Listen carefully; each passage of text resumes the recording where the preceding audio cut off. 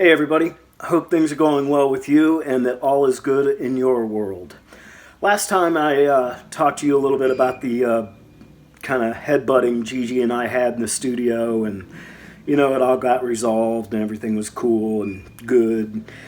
So I figured I'd chat this time a little bit about kind of a, back to a little more happier time or whatever. One of the things about hanging out with GG is, and this was also true about Tiny Tim, when I was dealing with him and kind of going out in public and whatnot. Both of those guys, there was this, when you dealt with them in the real world, kind of going out in public, it converted kind of what would normally be a normal day into something that became a bit of an experience, or, a little bit of a surreal experience, I should say, because things just weren't, quote, normal, So one day, GG and I, we were taking it easy. We needed a little break. Our livers, I think, both needed to calm down a little bit, and so I had to go to the university. Both myself and the Razor were working at USF at the time, and I was working in this department there called Media Productions, and they were really cool. They had seen the work I was doing with GG over the months, from when I went to North Carolina and came back. They were cool enough to let me edit video in there, which, back then we were editing video in these 3/4-inch decks, real old school technology compared to what we deal with now. But anyways, so they had seen some of the videos, and they weren't necessarily into GG's music, but they were fascinated with him kind of as a character, as an individual.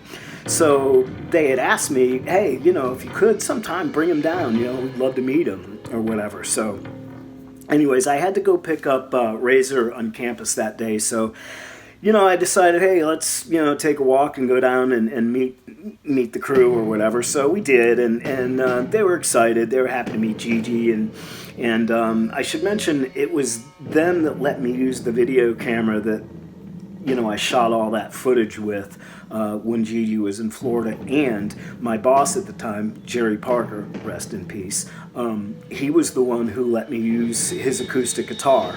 And had he not let me use that, we would have not had a lot of the cool stuff that ended up coming out of that week. So it was funny because when Jerry gave me the guitar, he was a really super cool guy. He hands me the guitar. This was before, this wasn't when GG and I were down there. This was a different time. He hands me the guitar and he goes, just do me a favor.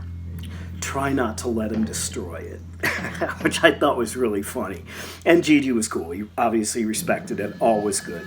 Anyways, so we go down there and meet everybody and whatnot. And then it was funny because we went over to the student union and had a beer and got a slice of pizza or whatever. And the person who was running student government at the time, and they were the entertainment portion, they were responsible for bringing shows to USF. And they brought a lot of cool shows there, man. I saw a lot of great stuff. The Pixies, Perubu, Sonic Youth, Mudhoney.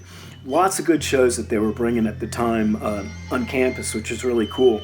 So GG and I were down there in the student union, and we all know how GG kind of felt about colleges, but he was being a real good sport, just kind of cruising around with me and being respectful in terms of meeting my coworkers and down there. Well, the woman who was running student government came down and she approached me. She was real timid and funny. She comes up to me and she taps me. She's like, do you think it'd be okay if I can meet GG? And I said, of course, So she came over and, I introduced them. And I think it was kind of a thrill for her because, again, GG at the time, there was this we all know the aura about him. And especially since the word in Tampa was from that Harbor Club show, in the music community, the word was out about GG. It was pretty scary.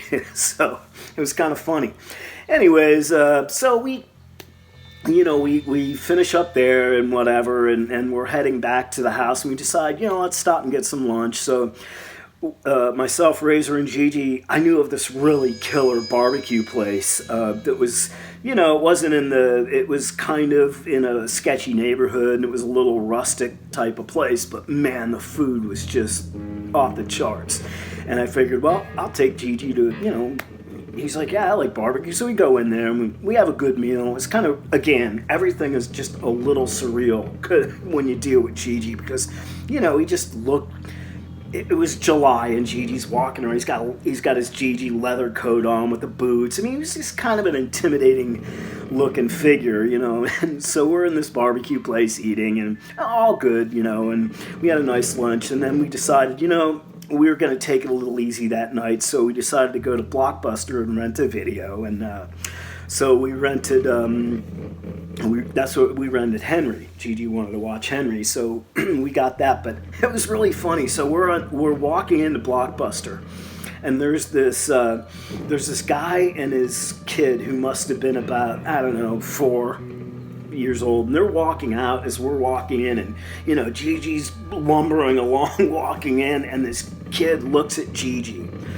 I'm not kidding you, it was one of the funniest, no, I shouldn't say funny because the poor little guy was scared, but he clutched onto his father's leg and just started crying right when he saw Gigi. Just seeing him made him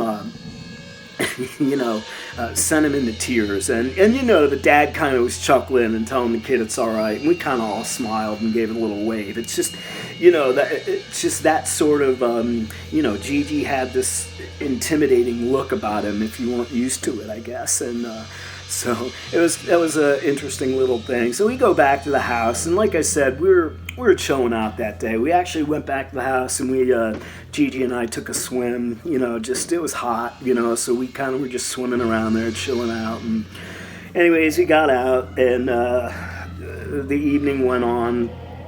Before we watched Henry, though, this was the funny part. Gigi got the guitar. And we're just kind of, me, Razor, and Gigi are sitting around, and he starts, banging out these tunes on the guitar, and it all of a sudden turned into this, name that tune thing with Gigi.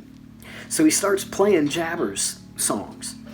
And he's not saying that, hey, let's play Name That Tune. It just evolved like that. So we're sitting there, and Razor's nailing it. She's like, bored to death, ding, beep, beep, beep.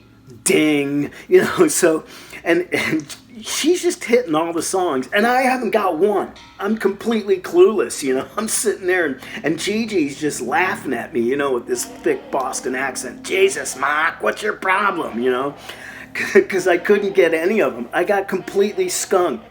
Razor, she nailed them all. I forget what it was, 6-0, So, it was kind of funny, because, then Gigi just used that for the rest of the evening to, kind of give me jabs and pot shot me, during the rest of the night, which is fine. It was all in good humor. So, again, a lot of laughs, whatever. So then we ended up watching Henry, which was fun in and of itself, because, of course, you can imagine watching that movie with Gigi doing commentary throughout it. Really kind of classic, fun little evening. So that was that. We like I said, it was two things that stuck out to me that day was, the little kid crying at the sight of Gigi, and then, our little Name That Tune, with Gigi on acoustic guitar and me just getting blown out of the water and not even getting one of them. So good stuff. Anyways, so another little anecdote that I figured I'd share with you guys. If you enjoy the content, the channel, if you can subscribe, it really helps me out, helps the channel grow. Leave me some comments, man. I love hearing what you guys have to say about some of these stories and whatever, and if you have comments about the album or anything, whether you like it, hate it, whatever. But I appreciate your support very much, and I hope you guys all have a great day, great evening, and much success in whatever you do today.